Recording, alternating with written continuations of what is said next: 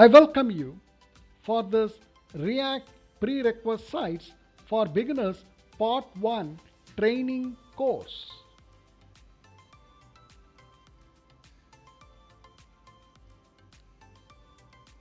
Running a new React project. Move to the React project or application folder. Using the command cd, then your React project or application folder. Now you can run your application with npm start.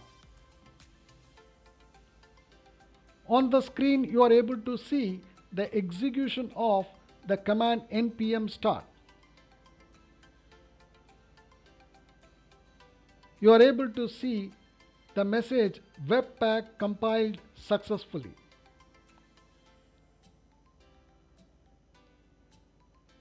Now let us see the various npm commands.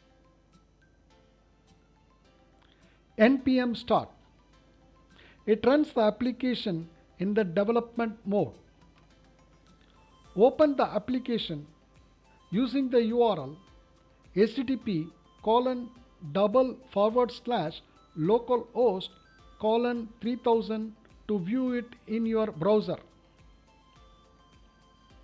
3000 is the port number for React application. You may also see any lint errors in the console.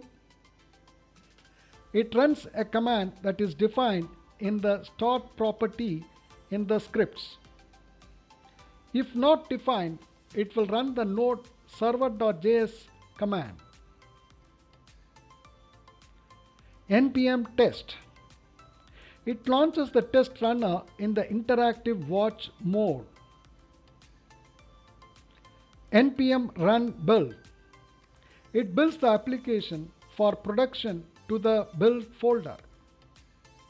It correctly bundles React in production mode and optimizes the build for the best performance. npm run eject.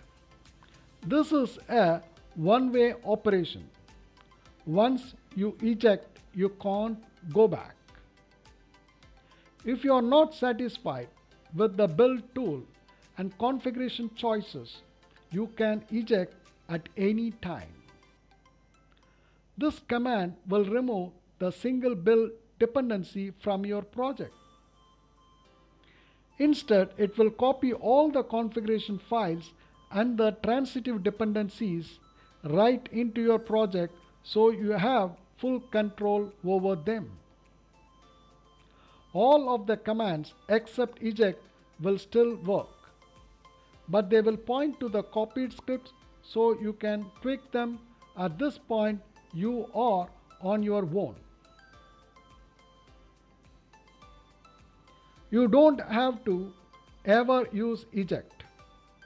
The curated feature set is suitable for small and middle deployments, and you should not feel obligated to use this feature. However, we understand that this tool wouldn't be useful if you couldn't customize it when you are ready for it. npm install. It installs a package in the package.json file in the local node_modules folder. The command for install is npm I followed by the package name. To uninstall a package, you must use npm un followed by the package name. To update the package, you must use the command npm up followed by package name. npm uninstall. It removes a package from the package.json file and removes the module from the local node_modules folder. npm update. It updates the specified package. If no package is specified, then it updates all the packages in the specified location. npm update-g. This command will apply the update action to each globally installed package. npm deprecate. Deprecate the npm registry for a package, providing a deprecation warning to all who attempt to install it. npm outdated. It checks the registry if any package is outdated. It prints a list of all packages which are outdated. npm doctor. It checks our environment so that our npm installation has what it needs to manage our JavaScript packages. npm ls. It lists all the packages as well as the dependencies installed. npm version. It bumps a package version. npm search.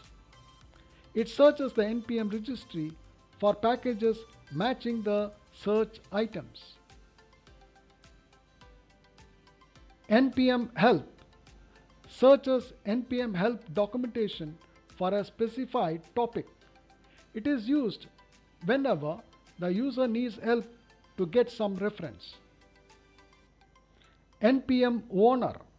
It manages ownership of published packages. It is used to manage package owners.